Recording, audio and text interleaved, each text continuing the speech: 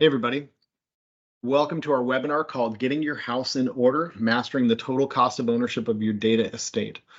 My name is Ryan Neal. I'm President and CEO of Blueprint Technologies. And this is a webinar about the business of Databricks and the business of the data estate. I'm going to go over the key components that are critical in calculating the total cost of ownership. Not only just the hardware and software costs, but also operational, maintenance, security, compliance costs. We're going to also give a set of practical examples comparing legacy and modern data estates and the different total cost of ownership considerations in each of those. Give you a very practical example of the case for showcasing the case for vendor consolidation with one of our past clients. And then we're going to dive into a practical example of calculating total cost of ownership in a practical scenario, considering things like inflation and risk and complexity, and how to show the actual ROI for each of those decisions, regardless of the economic climate. So let's get into it.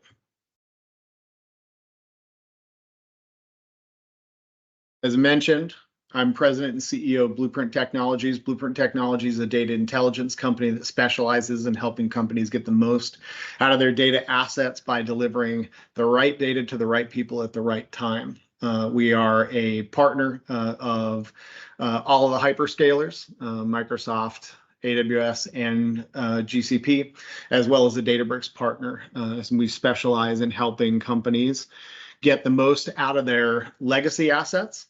So all the investments that they've made in their legacy decisions for their data estate in the past, be able to help them modernize, to be able to respect the fact that they've actually made those investments, but then also move them into being able to leverage the latest and greatest technology to be able to improve their business.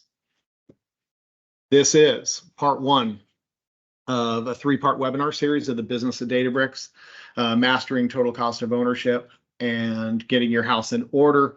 Tune in. You can sign up for the second one, which is building a solid foundation. We're going to talk about the actual business justification for things like data democratization, data governance, data privacy in the data estate world. And then part three is leveraging the latest and greatest technologies to accelerate your growth. And in a time of high level of innovation and high level of technological change, where to make the right investments for your business when most companies are not first movers in technology. All right, let's get into it. So we're going to start with some definitions. So for us, we define first what a data estate is. Okay. So a data estate in its most simple form is just a collection of data assets that any business owns and manages. So it doesn't matter what size you are, how modern or how legacy, how old, mature your business is. Every company that has any kind of a data asset that is core to its business has a data estate. It includes everything from data sources, data pipelines, data warehouses, all the different systems and tools that leverage that data, any of the analytic tools that you use, and the visualization tools. The big part is, for a data estate, it is foundational to your data strategy. And your data strategy in this day and age has to be critical to your business strategy. If they're not coupled, you usually have a high disconnect, and you're usually going to be missing a ton of opportunities in the market, especially in comparison to your competitors. The other big thing, the data estate is not a static entity. It is dynamic and evolving, especially as your business needs and goals change over time, your data needs change over time, as well as the size and volume and complexity of your data changes. And everybody out there has much more complex and rapidly changing data. The legacy and modern data estate for us, the legacy data estate doesn't necessarily mean on-prem. Most companies today, if they were not born digitally native, they have some kind of an on-premise component to their business, and oftentimes there's legitimate business reasons for that to stay existing. How we define legacy versus modern is not on-prem versus cloud. It usually has to do with how legacy the tech is, and how legacy the sources are. So anything in this day and age that's older than about 4 years is going to be considered legacy and not modern. And mostly it's because of the level of effort to and cost to be able to maintain that over time, and then the cost to be able to upgrade those systems. The general rule of thumb is for every two-year cycle that you skip, it becomes exponentially more difficult and costly to be able to do the upgrade. So next is total cost of ownership. So it is exactly what it says, total cost of ownership of your data estate. But total cost of ownership we'll talk about the formula behind it that we use. It needs to take into consideration not only your capital expenditure, which is all the one-time costs of acquiring, installing hardware, software for your data estate. And it's effectively the build and management of any of the assets that are in part of your data estate. The operating expenditure as well. The OpEx is what it takes to actually run the sum of all the operational maintenance costs of your data estate. And then we take into consideration a couple other things. So when you're talking about the total cost of ownership, you want to take into consideration your growth rate. So what your growth of the data estate is, not necessarily the growth of your business, but it's going to be the growth of your data estate over time. We take into consideration the inflation rate. Everybody in this day and age should understand what the inflation rate means. But it's effectively the percentage increase in your price level of goods and services over a period of time. And what it does is it affects the purchasing power of your cash and your money. So the risk rate. So the risk rate is incredibly important to consider, and it represents the degree of uncertainty and exposure of your data estate. So we're talking about the how important or how big of an impact things like data quality issues, data breaches, data losses, data corruption, those type of things, when your data estate goes down for any reason, how mission critical or business operations critical is your data estate. That's the risk rate. And then the things like replacement rate, how rapidly you need to be able to replace and upgrade systems over time. The other two things to take into consideration with any kind of a modern data estate is the majority of the modern data estates are based on they have some critical component is a consumption-based platform, and the consumption rate is often very highly complex and difficult to calculate.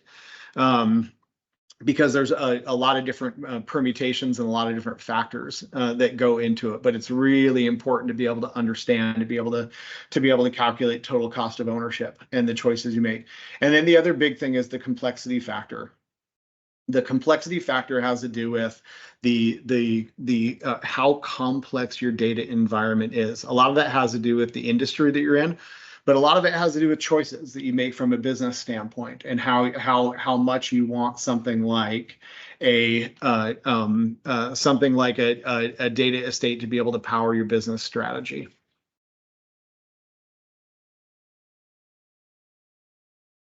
There's a couple other considerations that we always take into that we always put on the forefront when you're talking about the total cost of ownership and evaluating a data estate. So first and foremost, technology decisions, they often conflict with business decisions. And what I mean by that is, especially, you take into consideration something like a publicly traded company that has to do earnings reporting on a quarterly basis. Oftentimes, those companies will have to make short-term technology decisions, and long-term technology decisions are usually frowned upon because oftentimes, especially if they're going to impact some kind of earnings, they will be put off and delayed so that they won't impact those earnings. That's oftentimes a really it puts a company into a bad technology cycle, especially when they're skipping upgrade cycles. Oftentimes as well, if you don't plan these things out from a total cost of ownership standpoint, technology upgrades will need to be made. And then either the cash that's available or the profit that is available to be able to fund those technology decisions will oftentimes make cuts and shut down in other areas of the business. Second one, total cost of ownership, TCO. It's different for SMBs and than it is for enterprise companies. And usually that is just a level of the size and complexity of a business, that this level of severity of that size and complexity, the different amount of data domains versus business domains, that is going to can affect total cost of ownership calculations exponentially. And we'll show you how to take that into consideration. And the biggest thing that we always talk about when we're talking about modern data estate, but then also total cost of ownership, is visibility and control equals predictability. So the worst thing you can have happen when you're talking about investments in your technology and your data estate is have a lack of predictability in your business. Lack of predictability is happens when, at the very simple level, when you have a budget versus actual review of your cost of a particular system, and in a consumption-based platform, if you don't have visibility and control over it, you'll get caught off guard, and those in a very complex business with hyperscalers, that can get out of control really, really fast. And those typically with a consumption-based platform, that is funds and cash that goes out the door, and you're not actually investing in an asset on the OpEx side of things. Can't get that money back. All right. So total cost of ownership. So at a very simple level, the formula that we utilize is it's your capital expenditures plus your operating expenditures multiplied by the inflation rate, multiplied by your growth rate, multiplied by your complexity factor, and then multiplied by your risk factor. Each of those compounds on top of your CapEx and OpEx decisions. And so when you'll see in the practical scenarios why it's so important to be able to capitalize and control your operating expenses, because those multiplication factors, those rates that are added on to the overall cost of your data estate, end up being a multiplier effect on the back end.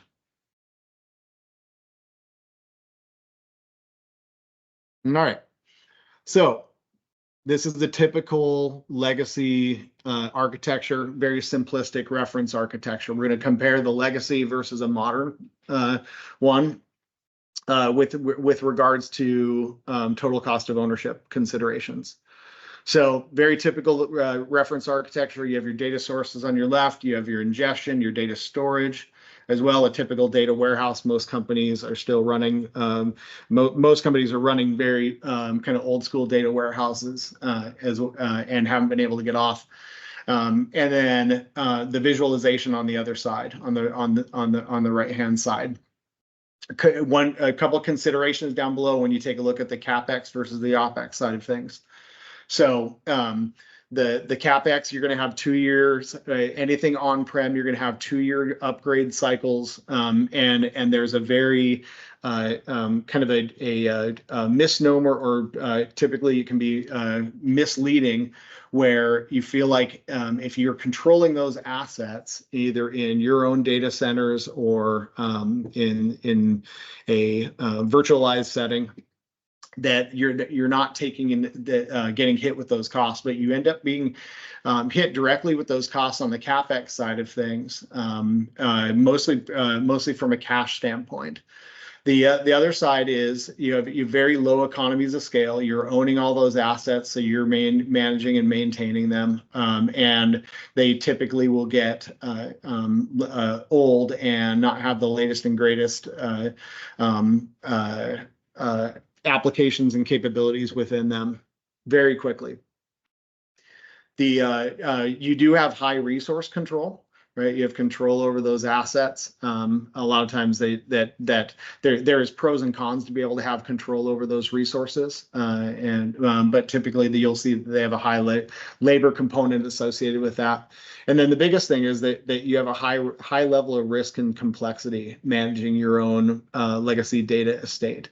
The more critical that data estate is to your business, the higher amount of risk and complexity from either a latency or a worst case scenario with a complete failure. On the OpEx side, you end up having high management costs. A lot of people feel good about having a lot of FTEs that are managing their data estate just because they have the control over it. But what you end up having is especially if the technology and the data is not core to your competitive advantage, you're going to end up spending a bunch of resources on managing those assets that are not critical to they're not critical to your or aligned with your core competencies. You also have a high level of customization costs. You have to do all those yourself, and then you have a high level of support cost. So in both of these scenarios, any kind of a legacy data estate has a high level of total cost of ownership on both the CapEx and the OpEx side of things. So let's take a look at a modern data estate centered around Databricks. This is a very typical data estate in a very simplistic form. So you still have your data sources on the left and visualization on the right. But then you also have the latest and greatest Databricks, the Delta Lake structure, as well as the data warehousing, data engineering, data streaming, data science, and machine learning. All those capabilities exist within any one of the cloud providers associated with Databricks. On the bottom, you have the CapEx and the OpEx comparison. On both sides, especially in comparison to a legacy data estate, you have a very low total cost of ownership. So you have a very low upgrade cost. Your hyperscaler and the Databricks is going to handle a huge portion of that for you. You have high economies of scale. So that's what the hyperscalers are designed for. You have high resource control, and then you also have very low risk. So our rule of thumb, especially on the CapEx side of it, is when you go all the way back to a build versus buy decision around technology, you always want to take into consideration who you want to who's best able to bear the risk. And in this type of a situation, especially with as fast as the technology is advancing and the capabilities that are out there, we usually almost always will recommend pushing off any kind of CapEx risk to those vendors that are perfectly situated to be able to handle it. On the OpEx side of things, what you end up having, you have a high level of management cost and a high training cost because of the level of complexity of utilizing this type of technology. But the good part about it is typically you'll either be leveraging a partner on the management side of things, which there's a lot of partners, including us, that are out there. But as well, you're actually building a lot of intellectual property in your own FTE base when you're spending that on a regular basis with the management and the training. You also have it with something like Databricks. You have a high level of visibility and transparency. The important part of that is the total cost of ownership calculation, the beginning of a data estate investment, oftentimes gets a little bit muddy over time, especially if you are partnering or utilizing technology components that are black box oriented. And what that means is that a technology component sitting in the middle of your data estate in your architecture that's black boxed means you don't have any access to be able to measure and monitor the individual components that are driving the total cost of utilization of that asset. Why we love the hyperscalers as well as Databricks is they actually take more of an open source approach, an open standard to be able to actually give their users and their customers the ability to see what's going on behind the scenes and be able to measure and monitor the performance over time. So it's really important for us to be able to actually have that visibility and transparency. And then the other aspect is linear cost scalability. So talk a minute about consumption-based platforms. So very different than, a lot of IT professionals and people managing data estates are going to come out of traditional IT scenarios with a traditional IT background. And oftentimes with most companies, as most of you probably have, is you have somebody managing your data estate, but they're also managing things like your productivity suite and your CRM and your HRIS and those different systems. So typically that group of individuals is kind of going to be a jack of all trades and utility players. That are going to be really, really good at supporting your employees' productivity, not necessarily used to a consumption-based platform. They're going to be typically used to licensing-based platforms from a charge standpoint. Well, when you get into a consumption-based platform, there's so many different permutations and ways that consumption is calculated depending on either your folks' choice of assets that they're utilizing within these providers, and also the different personas. So I'll give you a quick example that we run into often is just a simple data engineer versus a data scientist. So if you're doing any kind of work within analytics of any data, you're going to have a group of data engineers. You're also going to have a group of data scientists, and they operate very differently. So typically, a data engineer is going to utilize a platform like this in a very linear way, and they're going to typically be processing the same kind of be supporting business operations, critical tasks, and jobs that are run on a very regular basis. Well, on the other side, a data scientist, a data science persona is going to have a much more variable usage for a platform like this. They're going to be doing a lot of experimentation. They're going to be doing a lot of long, short runs of data analysis.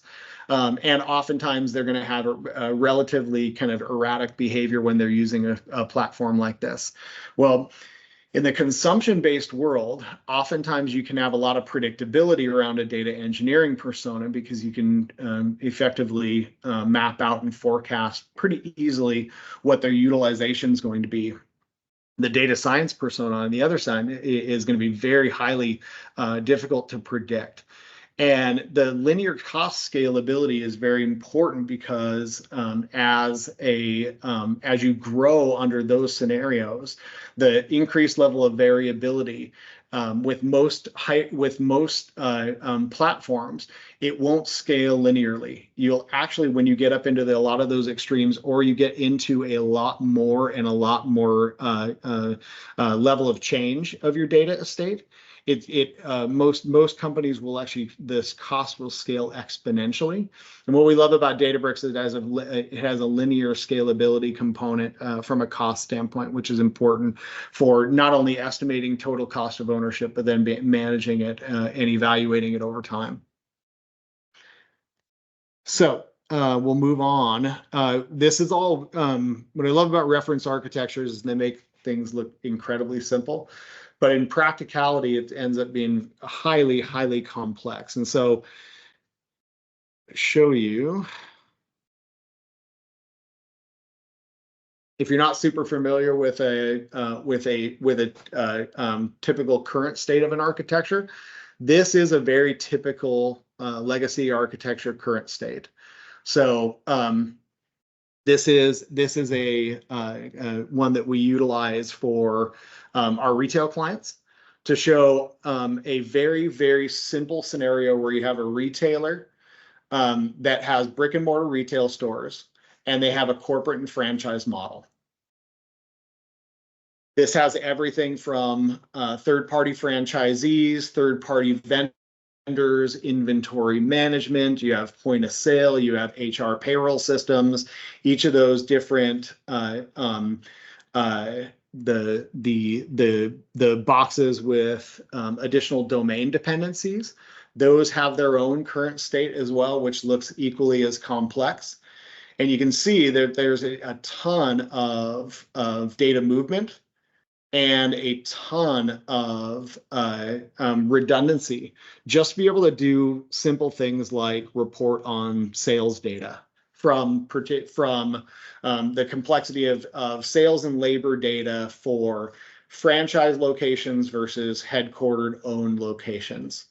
Well, so for us, this is a very good case for vendor consolidation. The vendor consolidation is a complex exercise, which we use a process called a course of action assessment to be able to evaluate a company's current state, map it against the future state of what the modern data estate would look like, and then be able to go through and do a consolidation of anything that's a redundancy for a particular either a legacy technology choice or some kind of a legacy business condition that doesn't exist as the business moves forward. And for this particular customer, we were able to identify multiple different vendor consolidation opportunities.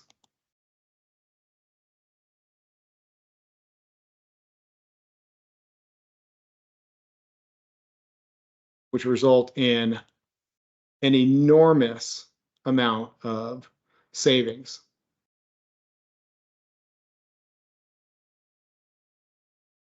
So you can see the case for vendor consolidation. Most people talk about vendor consolidation just generally, but they'll typically put out and go through the RFP process and say, you know, we're going to consolidate vendors because we want to drive rates down on a particular vendor. We think about vendor consolidation a little bit different in the data estate world, where we take a look at just simple redundancies based on either a lack of technology and integration functionality historically, or because a particular business condition occurred. Usually something like this where there's third parties trying to get access to a centralized data estate. And if it is any data estate that's older than 4 or 5, even more recent ones, the control over access and identity management has always been a real challenge. And so most of the time, people are shipping data in a traditional ETL process back and forth, just because they didn't have any other better option. That technology has changed. Fundamentally changed over the last 3 to 4 years with things like data virtualization, but also things like in the Databricks world, things like Delta sharing allowed a lot of this architecture not to be needed. If you take a look, this vendor consolidation. So the vendor consolidation, there's 14 different sources we were able to consolidate. For an overall estimated vendor savings of about $1.4 million on an annual spend. The rough estimate that on a blended rate, it was about $100,000 per vendor. If you take into consideration the migration cost and the consolidation cost, there's two different aspects of it, which is the labor and the technology component to be able to actually do the work to do the consolidation and then retire the legacy data sources and systems, and then add back into the consolidation spend on the other side. We have an ROI of about 1.5 years to be able to get that money back, which is a great ROI in any kind of a data state scenario. All right, let's talk about a practical example of calculating TCO. So you have a number of different components, right? You have, if you go all the way back to the capex and the opex versus and then the calculation of ROI on the other side. You have the cost to be able to spend, maintain, manage your existing legacy data estate. And that has both CapEx and OpEx components to it. Then there's also the cost to be able to actually move to a modernized data estate. Usually, typically, the important part about it is it's usually a one-time cost, and oftentimes it can be capitalized if you do it correctly. And it's very important to be able to capitalize it because that spend is being able to be typically for the creation of that asset on the other side will be able to be amortized over a 5-year period. So the important part about this is you can see on just a typical, we use a 100 terabyte data estate for this estimation, and these are just industry assumptions, typical, and it'll be different for each year, different data estates. You'll take a look at that total annual operating expense, and in this type of a scenario, they're almost equal. You'd actually say, like, Ryan, why would I go from my existing legacy data state that's about $1.2 million annualized and be able to actually then increase my total operating expense to just over $1.2 million, and I'm going to have to spend $2.4 million to be able to get there. Well, the important part is, if you take a look at that multiplier effect down at the bottom, you add back in those factors. I kept the inflation rate consistent, the growth rate consistent, the complexity factor the same, but then introduce just one simple change in the risk factor. So if you go all the way back to the beginning when you talk about a legacy data estate, the technological risk and the business risk are really critical. Think about things like just latency and lag in being able to deliver data to the business. In that scenario with that spaghetti diagram, the typical SLA for any kind of reporting was 30 days. In most companies' business models, a 30-day lag makes that data completely irrelevant. In fact, it's actually dangerous to be able to utilize data that's 30 days old in any kind of a scenario that's involving customer or supply chain, inventory, even at the employee level, because the conditions that existed in the business 30 days ago, they don't exist anymore. So if you apply that decision making and try to make data-driven decision making off of even 30-day, 2-week-old data, you're going to be making inherently bad decisions because the environment and the data has changed. That is more and more a risk factor. So I just took the risk factor and doubled it from 2 to 4. A risk factor of the legacy data estate, of current state, and then the future state and down. And you can see the difference that makes to the total cost of ownership. The total cost of ownership of the legacy data estate in this scenario would be just over $8 million. And the total cost of ownership of the future state of a modern data estate is just over $4 million. It's almost half. That multiplier effect is huge. And so if you take the $2.4 million of a one-time cost that you're going to be able to actually amortize over 5 years, right? It becomes an asset on your balance sheet because you're able to capitalize it. You end up having a total ROI of just over half a year to be able to make that migration. The math is super simple. So I know that I moved through that pretty fast. We'll take questions in the chat, but I wanted to make sure we got through all those components in a very short amount of time. You can be able to reach out to me. Make sure you guys sign up for the next part. These are all going to build off of each other. We'll go through the basics of TCO calculation when we talk about building a solid foundation. And then later on, we'll talk a lot about the cost of latency and the cost of a lack of access, of not having data democratization, good data governance, data privacy, what that means to the business from a risk standpoint, and how that actually impacts the risk factor of TCO as well. And then being the part 3 is going to be really driving revenue and profit around accelerating growth, around utilizing the latest and greatest on the modern data estate. Also, feel free to reach out individually if you want to dive into any of these components one by one. You can reach out to me personally. I'm Ryan at bpcs.com, and you can take a look at all of our this webinar and as well as the other webinars in our different series on all of our LinkedIn and all of our socials. So thanks for your time. Really appreciate it. Talk soon.